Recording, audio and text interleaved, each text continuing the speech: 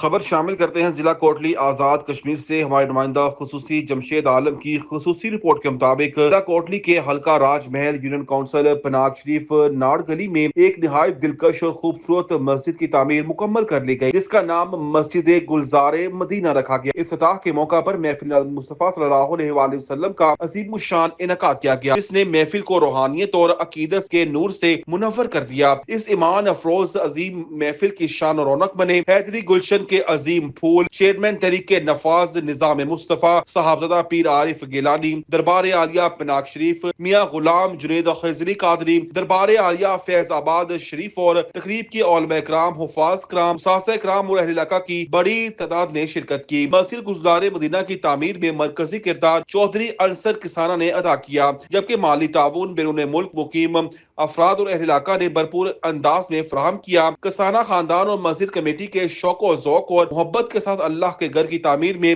کوئی کمی نہ رہنے دی۔ ورلڈ اردو نیوز کے خصوصی نمائندے جمشید عالم سے گفتگو کرتے ہوئے چودھری انصر کسانہ نے بتایا کہ یہ میری زندگی کی آخری خواہش تھی کہ اللہ پاک کے خوبصورت گھر کی تعمیر کی سعادت مجھے نصیب ہو۔ اللہ کے فضل اور اہل علاقہ اور پردیسیوں کے تعاون سے میری یہ خواہش آج پوری ہو گئی۔